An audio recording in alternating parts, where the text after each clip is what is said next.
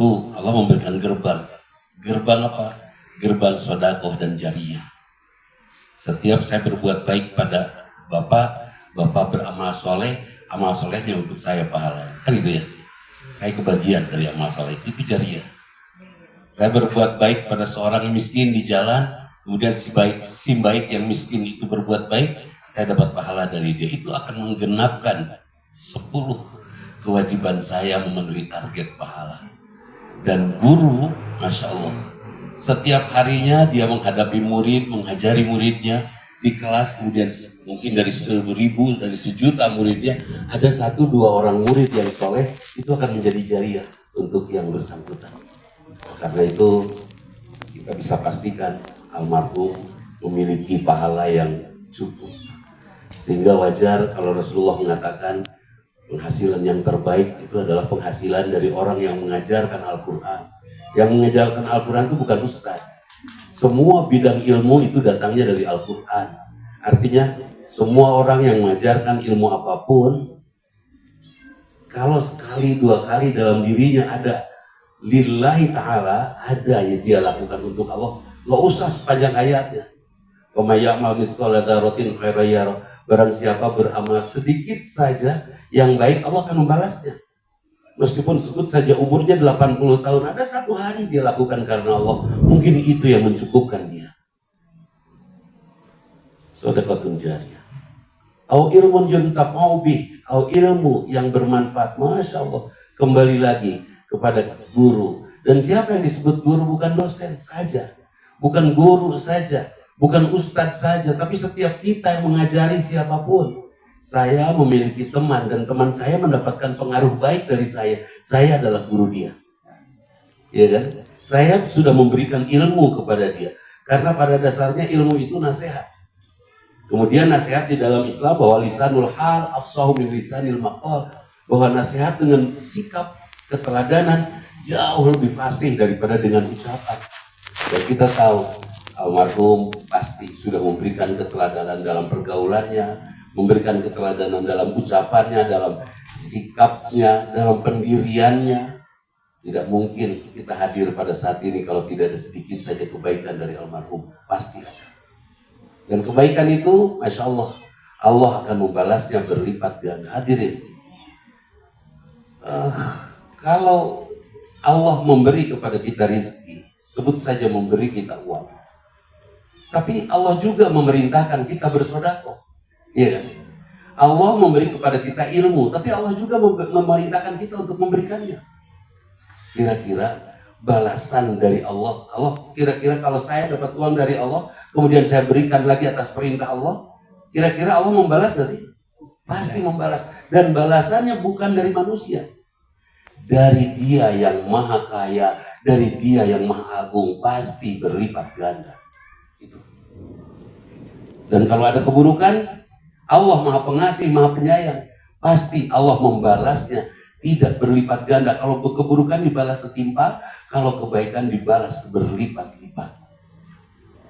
Itu ilmu yuntafa'u bih, ilmu yang bermanfaat. Saya yakin ada karya-karya almarhum yang diamalkan oleh murid-muridnya, oleh anak-anaknya, oleh siapapun yang pernah mendapatkan ilmunya. Paling tidak satu saat ada seorang yang akan bicara, almarhum pernah berbicara seperti ini. Saya seperti ini, seperti apa yang diajarkan almarhum, pasti ada yang bicara seperti ini. Itu. Kemudian waladun sholihun yad'ulah, tidak mungkin ada doa kecuali dari anak-anak yang soleh. Seperti mudah hadirin mengucapkan kalimat Rabbik firli wali walidayya warhamhuma kama rabbayani shaghira, seperti mudah. Tapi kenyataannya Masya Allah, sering sekali kita lewati ketika beres sholat sudah, ya kan? Ketika kita diam, tadinya niatnya saya mau ngedoain, lupa. Dan itu seperti mudah, tapi mudah sekali juga lupanya untuk kita lakukan. Masya Allah. Ini mudah-mudahan anak-anak yang soleh ini, anak-anak yang betul-betul mengerti tentang bagaimana almarhum merindukan doa dari anaknya. Yang disebut anak bukan saja anak kandung, tapi semua yang mengaku dirinya orang tua, semua orang yang dia cintai, semua orang yang mencintainya, itu yang disebut anak.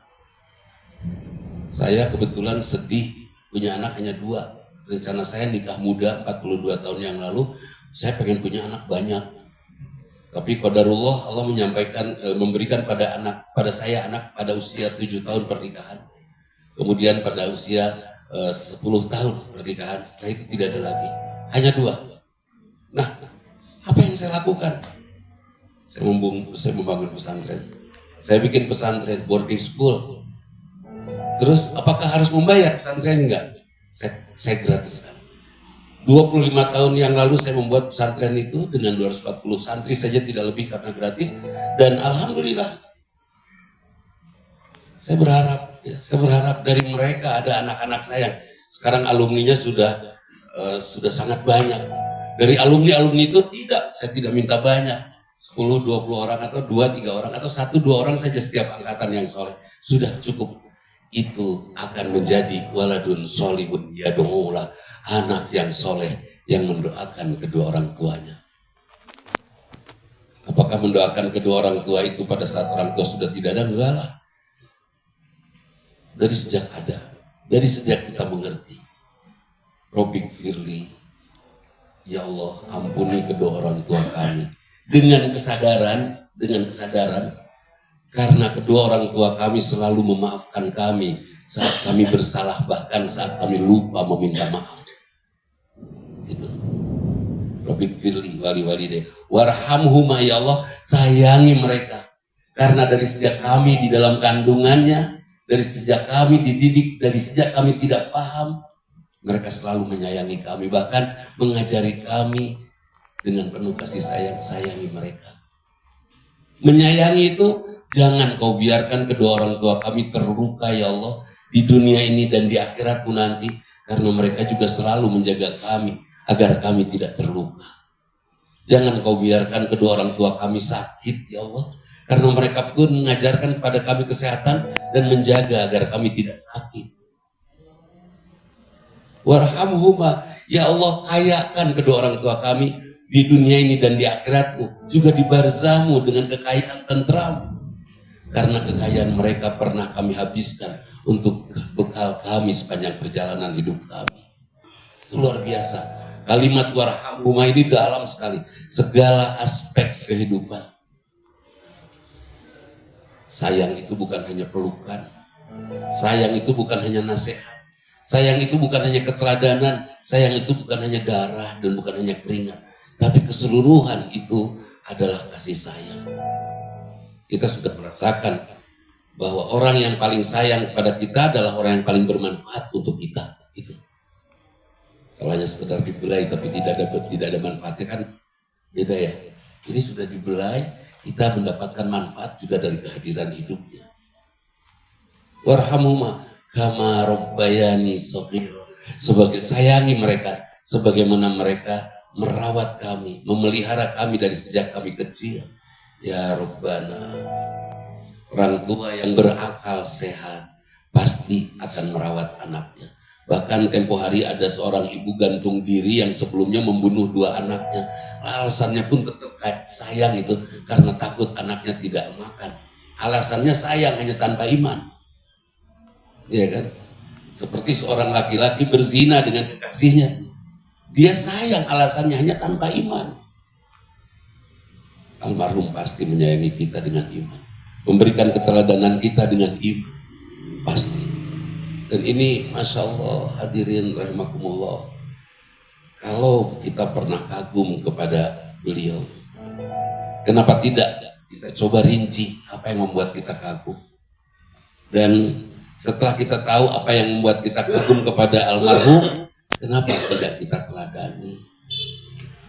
Begini, Rasulullah itu ketika kita melihat siapa sih orang yang paling romantis dalam menjalankan hidup, perjalanan rumah tangganya, itu sudah dinyatakan oleh Jibril, tidak ada manusia paling romantis, tidak ada laki-laki yang paling romantis kecuali Rasulullah. Di sebelah mana Rasulullah romantisnya? Setiap hari defend, menghalau musuh, setiap hari menghalau peperangan. Kapan Rasulullah sempat romantis dengan istri-istrinya? Ternyata yang disebut romantis itu mungkin diantaranya seperti almarhum. Siapa manusia romantis? Manusia romantis adalah manusia yang mengagumkan. Itu. Ibu tidak usah dibelai oleh suami. Ibu tidak usah mendapatkan kata-kata mesra dan indah dari suami. Cukup ibu memiliki suami mengagumkan saja dan ibu menatapnya dari jauh. Ibu bahagia, itu sudah romantis. Bapak tidak usah mendapatkan kalimat indah dari istri, Pak.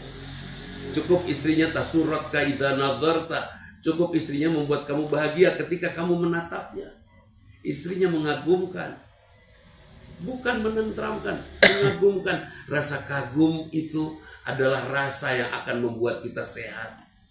Dan apa Pak yang membuat kita gampang sakit, Pak? Ketika kita sudah tidak mampu mengagumi. Itu gampang sakit. Karena itu dalam sholat ada kalimat Allahu Akbar, sami Allahu liman hamidah. Ada kalimat takbir. Kenapa ada kalimat takbir? Agar kita mengagumi Allah. Kenapa ada kalimat takbir? Supaya kita merendah di hadapan Allah. Kenapa kita harus merendah? Supaya kita bisa melihat bagaimana mengagumkannya Allah. Sampai kita mengerti Rahman Rahimnya Allah itu kapan? Setelah kita merendah. Kalau dalam benak kita ada keangkuhan, Pak, maka kita akan sulit untuk menemukan rasa kagum dari apa yang sedang kita tatap. Sulit memuji suami, artinya kita masih ada kesombongan dalam hati. Sulit memuji istri, itu artinya ada kesombongan di dalam hati kita. Coba merendah. Setelah merendah, kita akan bisa menatap sesuatu itu, nampak keindahannya. Kalau sudah nampak keindahannya, kita akan melihat semuanya indah. Kalau sudah melihat semuanya indah, tidak ada manusia yang paling sehat kecuali manusia yang bisa melihat semuanya indah. Istri banyak jajan, alhamdulillah. Kenapa alhamdulillah? Dia lebih cepat membuat proses supaya tidak terlalu banyak hisab di akhirat. Beres? Alhamdulillah. Ada di emot, Pak. Dan suami banyak memberi kepada istri. Suami juga yang mengucapkan alhamdulillah. Karena suami yang mencintai istrinya adalah suami yang tidak pelit. Kalau pelit itu dipertanyakan cinta kepada istri. Nah, suami yang tidak pelit adalah suami yang selalu mengucapkan alhamdulillah. Alhamdulillah ya Allah, mudah-mudahan di akhirat nanti tidak akan terlalu banyak hisab yang engkau tanyakan kepada saya tentang harta saya. Karena sudah saya habiskan untuk istri saya. Biarkan istri saya saja yang dihisab. Jadi Masya Allah, kemampuan kita merasa bahagia dalam kondisi apapun adalah kemampuan kita untuk menyehatkan diri. Seorang yang rajin protes dalam hatinya adalah seorang yang sombong. Dan kesombongan ini membuat dirinya letih, capek. Melihat sampah numpuk di jalan, langsung menyalahkan wali kota. Padahal kan kita yang buang sampahnya, kenapa wali kota yang salah ya? Ya sudah tinggal kita pilah saja. Mana plastik, mana kaleng, logam, mana kayu, mana kertas kita pisahkan. Biarkan pengepul yang mengambil. Kemudian yang organiknya kita keringkan. Kemudian kita jadikan pakan maggot. Kemudian maggotnya kita berikan kepada ikan koi. Itu juga bagus, bagus, proteinnya tinggi. Itu luar biasa, bisa diberikan kepada koi, bisa dibagikan ke istri, Pak. Istri pakan maggot supaya sehat. Jadi Masya Allah, sudah tidak akan ada protes lagi. Nah, sampai poin ini hadirin, ketika seorang pulang harusnya mengajari kita untuk ketika seorang pulang, Masya Allah, fazuruha fa innaha tudzakkirul maut, berziarahlah ke makam. Tadinya dilarang ziarah, sekarang berziarahlah, kata Rasulullah. Sesungguhnya innaha tudzakkirul maut, sesungguhnya ziarah itu akan membuat kita mengerti tentang kematian. Sudah semuanya akan membahagiakan, bahkan kalimat wal asri aja Pak itu diterjemahkannya nikmat pisan. Wal asri, demi waktu. Oh ya udah, demi waktu. Ada masalah sama menantu, kena ada keke maut, beres kan? Pusing, ente. Ada masalah sama suami, dikecewakan oleh suami, antop beda keke maut, beres. Kenapa kita harus rudet oleh keburukan orang? Kenapa tidak kita coba saja bangun? Kalau sudah orang lain sudah buruk, ya udah, illal ladzina amanu wa amilus shalihat. Terserah, jangan sampai kita rugi bahkan ketularan oleh keburukan orang. Dia yang salah, saya nggak mau ketularan. Sudah, saya akan aminu wa amilus salihat. Saya akan membangun iman saja dan membangun kesolehan. Sudah. Suami ngaco, buat apa dipikirin suami ngaco? Lebih baik kita perbaiki bacaan Quran kita, perbaiki sholat kita, perbaiki hubungan kita dengan Allah, supaya dekat dengan Allah, supaya kita tidak disebut cilepeng. Nih, hadirin, kalau handphone ini saya simpan di meja. Saya simpan di meja nih handphone. Saya tahu handphone ini di meja, tahu pisan, dan saya tidak pelupa. Kemudian saya cari handphone ke kolong kursi, ke atas lemari, ke atas, ke ruangan sana, ke ruangan sana. Saya kukurilingan nyari handphone. Padahal saya tahu handphonenya di meja. Cilepeng tuh. Cilepeng tuh. Cilepeng. Oke. Uang itu adanya di Allah dan hanya di Allah uang itu. Tidak disimpan di gunung-gunung di Sumatera itu uang yang akhirnya terbawa banjir oleh Allah dibuat seperti itu. Uang tidak ada di mana-mana kecuali di Allah. Kita tahu uangnya ada di Allah. Terus saya cari uang itu di sana, saya cari ke luar negeri, saya cari ke kota itu, kemana-mana saya cari uang. Masya Allah. Sudah tahu uangnya di Allah. Cilepeng tuh. Halo? Tapi kan kita harus ikhtiar. Hanya satu ikhtiar kita. Dekati Allah supaya kita bisa mendapatkan rezeki dari Allah. Supaya dapat handphonenya, dekati meja supaya kita bisa mengambil handphonenya di meja, kan gitu, gak usah kekurilingan mencari.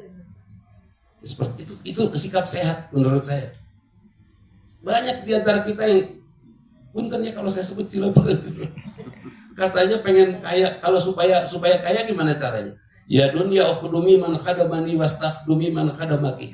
Wahai dunia, mengabdilah kepada manusia yang mengabdi kepadamu dan perbudaklah manusia yang mengabdilah kepada manusia yang mengabdi kepadaku, kata Allah. Dan perbudaklah manusia yang mengabdi kepadamu. Semakin kita mengabdi kepada dunia, dunia memperbudak kita. Artinya apa? Kita ingin dikejar oleh dunia. Mending diudak dunia, mending mengudak dunia. Diudak. Supaya dikejar, pantasnya dia disimpan di belakang, di depan. Di belakang. Tinggalkan dunia, kejar ridho Allah. Dunia akan mengejar kita. Beres. Karena orang pengen dikejar dunia, tapi orang udah dunia, kumaha pan teu beres itu teh. Banyak sikap cilepeng di antara kita. Mudah-mudahan yang hadir di sini aman, bebas dari cilepeng. Nanti ada surat keterangan bebas cilepeng. Harus ada itu. Nah, hadirin, sertifikat bebas cilepeng.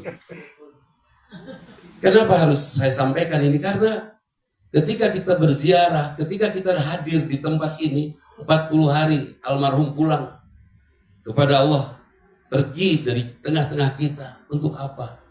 Itu dzakirul maut, untuk mengingatkan kita kepada kematian. Untuk apa kita mengingat kematian?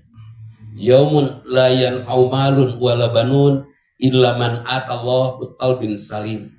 Suatu saat nanti tidak ada gunanya harta, juga orang-orang di sekitar kita nggak ada gunanya kecuali kita pulang kepada Allah dengan hati yang sehat. Hati yang sehat itu hati yang sudah tidak protes, Pak. Istri cerewet, alhamdulillah. Ada orangnya kita juga kan membeli burung kenari yang cerewet, bener tuh. Nah, hari istri itu kayak gini gacor, hari kenari kena gacor. Aduh, alhamdulillah pun bojo mah gacor bisa. Ya, aku udah capek Ustadz, istri cerewet, Pak. Saya punya teman tahun 2012 datang kepada saya konsultasi karena dia capek menghadapi istrinya yang tidak pernah berhenti bicara kecuali saat tidur, baterainya alkalin gitu. Terus apa yang harus saya lakukan, Ustaz? Saya pengen ganti istri. Saya pengen tukar tambah lah, mun bisa cerita gitu. Saya bilang jangan. Gak mungkin Allah utus istri kamu untuk kamu kecuali karena Allah punya rencana yang besar. Naon tuh, antosan. Sabar rupanya dia nurut. Saya nggak tahu dia nurut enggaknya tadinya. Kemarin musim demo kemarin, pembubaran DPR, dia sendiri yang bicara. Sebetulnya DPR gak usah dibubarin, turunin aja gajinya setara guru honorer, beres, bubar sendiri itu. Terus ente di gedung DPR, iya, di demo ayeuna katanya gitu. Terus kan ke Bandungnya sih ya tuh. Oh. Jadi ente anggota DPR sudah berapa periode? Dua periode jadi anggota DPR. Kemudian saya tanya, kuat gitu kan orang itu pendiam, Pak. Kuat gitu ente sidang-sidang di gedung DPR, makanya gebrak-gebrak meja itu teh. Wah, Pak kuat-kuat urat beheng di gedung DPR kan gitu. Ente kuat secara mental. Apa dia bilang? istri saya melatih saya. Coba istri nu cerewet tadi ternyata manfaat bisa. Nggak apa istri trainers pelatih yang melatih kita untuk menjadi kuat. Tenang Pak, Israel itu kejam Pak. Tapi lebih kejam istri sih. Jadi kalau sudah terbiasa istri nu gacor sih kayak gitu, insya Allah sudah tidak takut lagi oleh Israel. Dan setiap hari juga akan istighfar. Emut bojona astagfirullah. Emut bojona nu cerewet astag. Terus saya sugane mau pas istighfarnya. Masya Allah. Itu. Jadi semua yang terjadi tidak mungkin kalau bukan karena kasih sayang Allah. Kematian sekalipun. Hadirin, kita semua ingin panjang umur. Bari jeung teu apal. Kalau panjang umur teh apa resikonya? Ya berat atau panjang umur teh atuh. Saya melihat ibu saya pun biang teh yuswa 80 genep tahun mulih kajati mulang ke asalna teh. Terus saya hanya melihat betapa lemahnya di usia itu. Ari hawa nafsu mah tetap gede karena nafsu atau ruh itu tidak menjadi tua. Terus kitanya makin tua.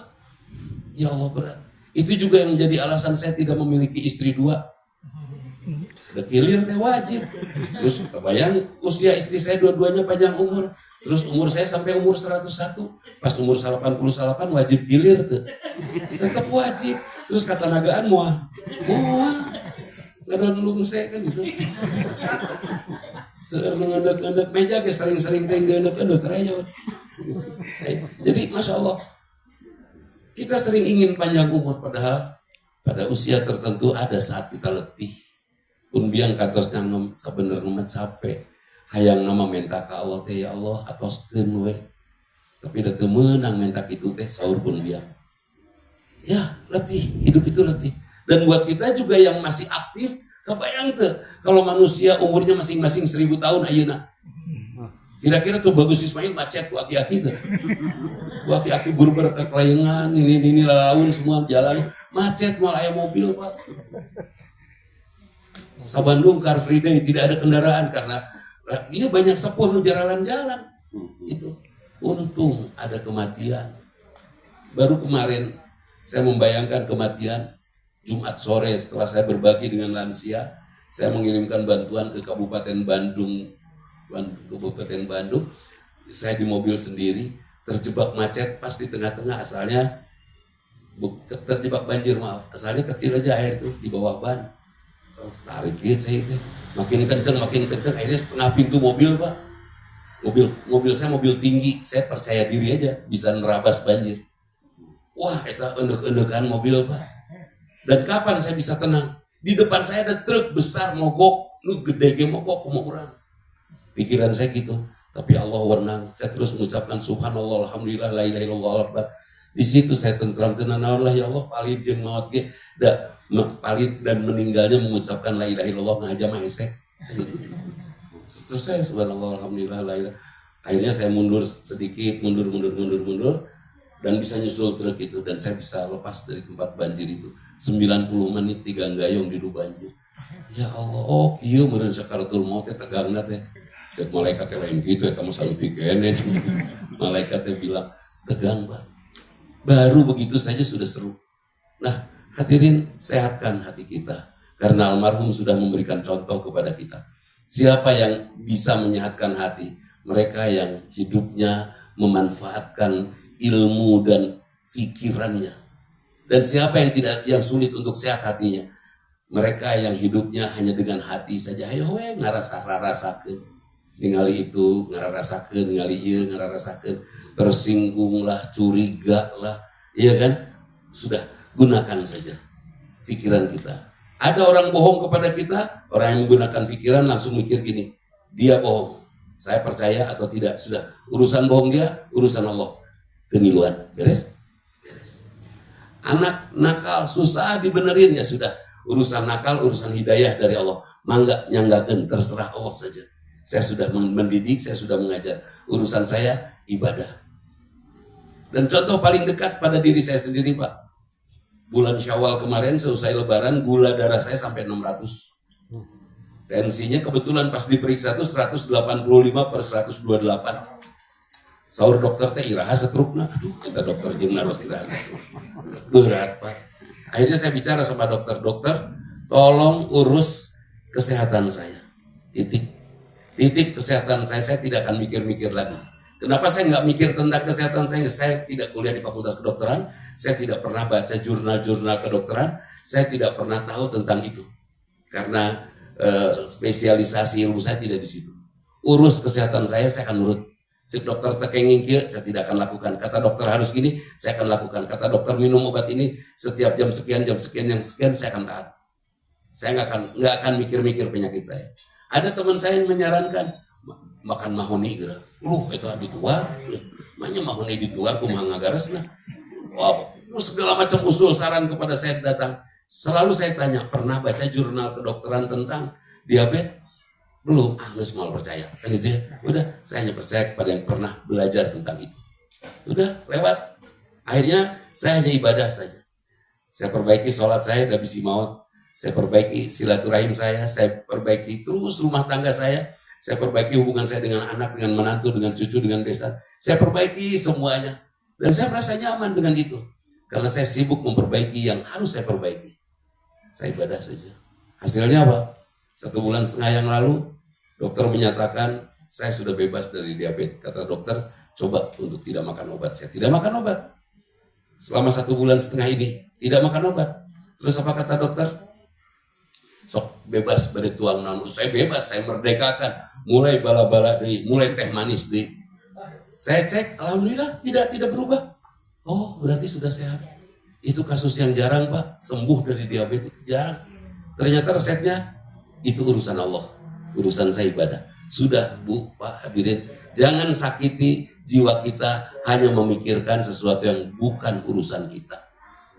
Besok makan nggak ya? Bukan urusan kita. Wah, ke maghrib ge mawat kan itu ya. Hari ke Indonesia kumaha mah hutangna tong di pikiran eta mah urusan Prabowo. Keun urang mah ibadah. Kemudian kumaha pemerintah teh siga kieu nyedoakeun. Mudah-mudahan yang tidak benarnya mudah-mudahan segera mendapatkan hidayah. Hal yang tidak benarnya mudah-mudahan segera mendapatkan hidayah. Dan kalau saja tidak mendapatkan hidayah, mudah-mudahan singgila mararawat. Beres kan? Kan kayak ngatur. Reug-reug kita. Tos kedah rudet Pak. Kedah lieur. Ieu bensin naik nyakeun. Aya wae artosna peser teh aya ulah. Beres. Tidak ada masalah saya pikir. Dalam hidup itu tidak ada masalah. Semuanya teh. Ustaz, abdi teh gaduh pun lanjut caroge abdi teh pun lanjut teh kulong teh sok di kolong ranjang abdi teh lieur Ustaz. Kemudian siga anak kucing pun lanjut teh dengan golerna teh di kolong ranjang abdi kedah kumaha nya teu kadah dipikirankeun. Dilepan ranjangna simpen di gudang tos ngampar lesehan. Paling sia Kang naros terus ari teu aya kolongna kumaha abdi mondokna ya sudah tidur nama beureum kan beres tidak ada masalah. Sudah tidak ada masalah dalam hidup kita teh. Semuanya baik-baik saja. Anak nakal terus. Ada nggak sih sejarah atau cerita dari teman kita anaknya nakal, tapi setelah ibunya meninggal anaknya jadi baik? Ayat tuh. Ya, anak itu memang diutus untuk memuji ibunya. Ada tidak suami nakal setelah istrinya meninggal jadi bagar jeung anyar? Banyak. Ya tuh. Ya. Itu ujian itu. Nah, jadi hadirin, saya mengajak mudah-mudahan keberangkatan almarhum sekarang ini yang belum sampai ke yaumil akhir, belum sampai ke hari kiamat. Kiamat itu qomat, kiamat itu hari kebangkitan bukan hari kehancuran. Kalau hari kehancuran itu sa'ah, hari kehancuran itu sa'ah. Belum sampai kepada hari kebangkitan. Almarhum sekarang mudah-mudahan oleh para malaikat diperintah untuk seperti yang diriwayatkan oleh Bukhari, 6 sholihan, tidurlah yang nyenyak sampai bangun. Di alam barzah itu ada beberapa manusia. Ada orang yang betul-betul stres. Itu orang-orang kafir. Orang-orang yang beriman, wah yang buru-buru kemana-mana. Selalu saja menunggu hari Jumat. Karena dia menunggu doa. Karena pada hari Jumat pasti ada doa untuk almarhum. Siapapun. Rabbik firlil muslimina wal muslimat mu'minina wal mu'minat al ahya'i minhum wal amwat, kan itu ya. Itu doa untuk mereka yang sudah meninggal di antaranya. Mereka senang setiap datang hari Jumat. Ada juga yang duduk saja tapi culang-cileng menunggu keluarganya mendoakan. Ada yang tidur nyenyak karena yakin didoakan tidak didoakan Allah akan tetap membuat dia masuk surga. Siapa yang mendapatkan husnul khatimah? mereka yang pahalanya mencapai target. Kalau targetnya 10, dia dapatkan setiap hari 10. Kita hanya mendapatkan 3 atau 4 saja. Oh, kalau begitu kita akan titipkan kepada orang lain untuk beribadah dengan jariah kita. Kan itu. Makin banyak anak, saya pikir ya, kalau saya punya anak 10, terus 10 anak soleha, saya yakin dapat pahala dari 10 anak saya kan. Karena itu yang punya anak banyak relatif lebih pasti ke surganya daripada yang punya anak sedikit. Terus bagaimana dengan yang tidak punya anak atau yang tidak punya anak lebih pasti kalau dia memberikan manfaat pada orang banyak. Rasulullah pernah bertanya kepada para sahabat, "Atadruna marruqub, tahukah kamu siapa manusia yang mandul itu?" Para sahabat waktu itu menjawab, "Ar-ruqubul ladzi laisa lahul walad." Orang mandul adalah orang yang tidak punya anak. Kemudian Rasulullah mengatakan, "Lakinnal ladzi lahul walad lam taqadim min waladi syai'a." Bukan, orang mandul itu bukan tidak punya anak. Mungkin banyak, tapi tidak ada satupun dari anak yang mampu memberikan keberuntungan akhirat untuk orang tuanya. Anak. Bagaimana dengan orang tua yang tidak punya anak? Itu bisa berbagi dengan anak yang tidak punya orang tua. Kita bisa asuh anak siapa saja. Sahabat, pokoknya barudak kita asuh, kita berikan manfaat, kita ajarkan mereka. Simkuring gaduh pun bibi di Cigadung di dia. Masya Allah, itu luar biasa. Dia tidak gaul bu, tidak bergaul sama sekali. Tapi rajin bisa ada anak kecil jajanan. Mau sekolah jajanan, ada anak kecil mau kemana? Dipanggil di jajanan kan gitu, ngumpul pada pelan nanti ngajajanan budak leutik. Tapi pada saat meninggalnya, itu karena mungkin dari sekian puluh tahun yang lalu, pada saat meninggalnya, ya Allah, yang ngantarnya itu ada dosen-dosen dari Unpad, 1 bis, dari Unisba, 1 bis, dari Pasundan, 1 bis, padahal dia bukan dosen. Sama sekali tidak apal perguruan tinggi, tidak kenal-kenal acan. Tapi kenapa yang ngantarnya begitu banyak, saya kaget. Apa kelebihannya? Ya itu, rajin ngajajanan barudak, gembira. Ya kan? Pun biang, ini mah tahadus binikmah bercerita tentang kenikmatan. Beliau punya kebiasaan siapapun tamu pasti diajak tuang. Tuang pasti diajak tuang. Sampai ketika sudah berbaring, 2 tahun terakhir berbaring, ditengok oleh Kang Aher waktu itu, gubernur nengok, gubernur tuang heula tuh di ruang makan. Atau gubernur teh ke ruang makan, kan teh anu masak. Dibuka tutup saji teh kosong, nanti gubernur tuang naon, eta tutup saji Pak Gubernur, dayung. Pokoknya selalu saja nyuruh makan. Bahkan setiap Jumat almarhum selalu membuat nasi box. Kanggo saha mami? Ieu kirimkeun ke rumah sakit Islam karena beliau merasa ikut membangun dari sejak nol rumah sakit Al-Islam Soekarno Hatta. Jadi karyawan, satpam dan lain sebagainya selalu dikirim nasi box. Tapi lah hanya 100 box setiap Jumat.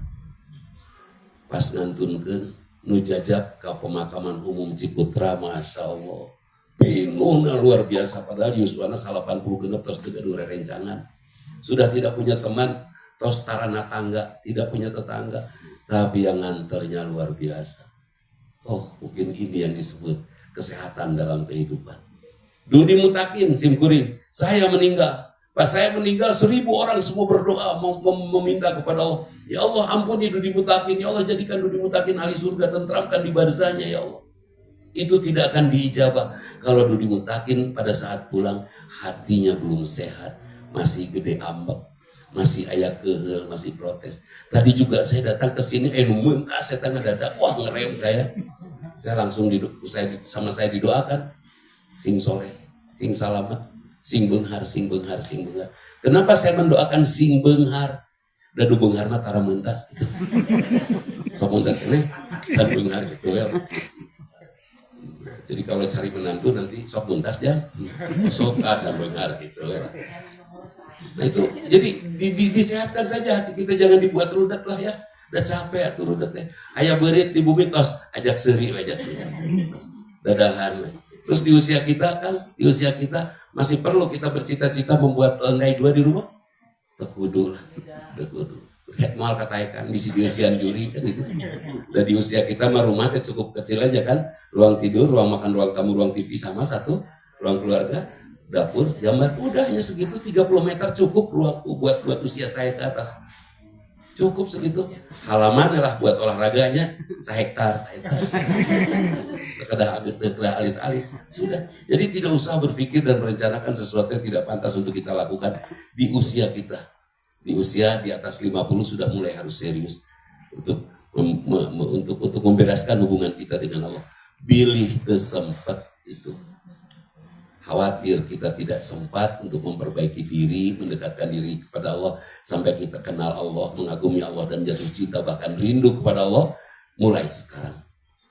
Begini, saya ada teori ini psikologis ya. Kalau kamu ingin mencintai istri kamu, banyak-banyak memberi kepada dia. Laki-laki ya. Kalau kamu mencintai anak-anak kamu, banyak-banyak memberi kepada dia. Saya sampai hari ini meskipun anak-anak saya sudah jadi dosen semua, saya masih ngasih sama anak saya. Kata anak saya, kenapa Pak? Masih ngasih, kan kita udah punya penghasilan. Nah, Bapak kayak harta jangan naon, kalau bukan buat kalian.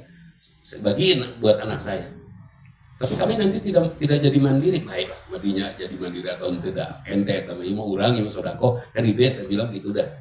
Saya beri terus. Kenapa? Saya lakukan seperti itu. Ya, saya tidak mau tidak jatuh cinta kepada anak-anak saya. Nah, bagaimana dengan supaya kita jatuh cinta kepada Allah? Rajin-rajinlah memberi untuk Allah gitu. Ya Allah, ya pasti 10 juta orang kaburkan di jalan, bagikan. Saya pernah mencoba itu. Ya Allah, Engkau berjanji akan membalas kali 10. Aku tantang janjimu ya Allah. Balaga tantang Allah. Cek saya balaga itu. Tapi saya lakukan itu. Saya bawa uang 10 juta Pak, cash 100 ribuan. Sepanjang jalan yang ketemu nunggak ningali saya kasih itu. Kebetulan saya pakai motor buriring, maksudnya 100 sampai satu hari itu habis. Dan apa yang terjadi? Betul, seminggu kemudian Allah mengganti. Pada tahun 2021 apa 22 saya lupa, Oktober minggu pertama, hari Rabu. Terakhir 100 ribu terakhir saya ditipu oleh pengemis. Kasihan kan, kasihan. Oh, seperti yang sakit. Saya uyup ayap di mobil nggak ada uang receh. Ya udah saya kasih yang 100 ribu.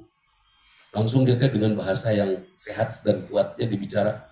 Jajaku mulu, sehat nih kan. Si bedul kan. Itu saya langsung, ya Allah. Ketipu abdi ya Allah, tapi ikhlas insya Allah gantian samiliar. Apa yang terjadi setelah 10 juta saya bagikan dan 100 ribu terakhir itu saya berikan. Saya ngaji di situ di Dago 500, di Dago 501 Mas tidak salah.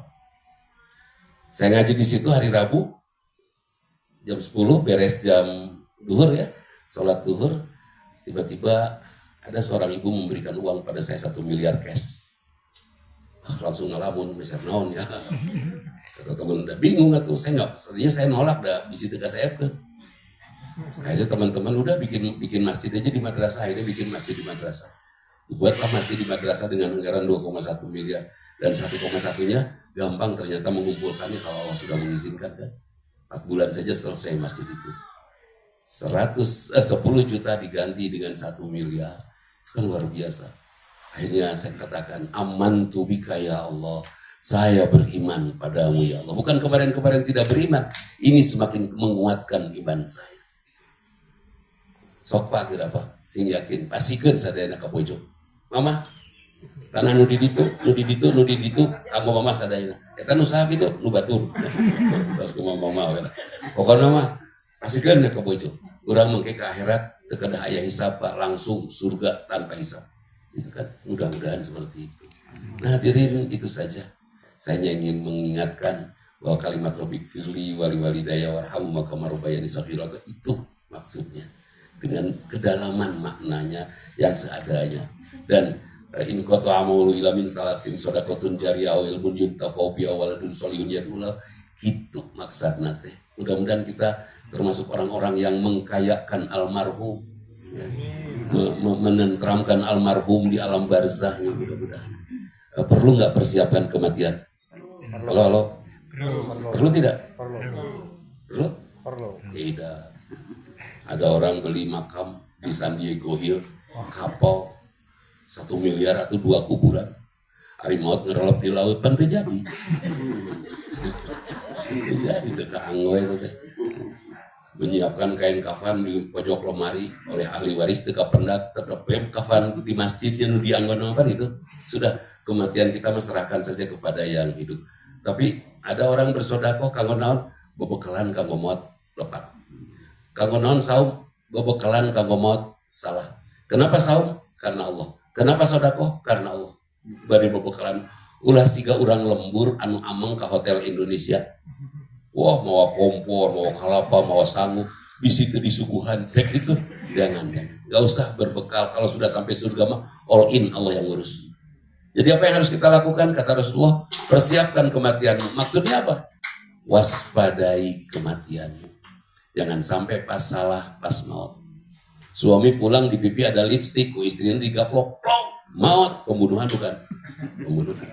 Atau suami pulang ada lipstik, istrinya ngawak-wak, marah, keur ambek maut, husnul khotimah atau suul khotimah. Meninggal baik atau buruk? Buruk. Udah jangan marah. Suami pulang di pipi ada lipstik, gak usah marah sudah. Kasih aja tisu basah 7 lembar sama tanah 1 pisin. Hapus sayang eta ku 7 lembar tisu basah 7 omat. Saya pakai tanah seetik. Benaun najis. Gak usah pakai marah. Tidak ada sejarah yang menyatakan marah bisa menyelesaikan masalah. So, ibu pernah marah sama suami? Pernah. Sering. Pernah walahnya ulah sering. Pernah marah. Sesudah marah, apakah suami berubah jadi baik? Anggar, kan itu. Pernah ibu menasehati suami? Pernah. Berubah jadi baik?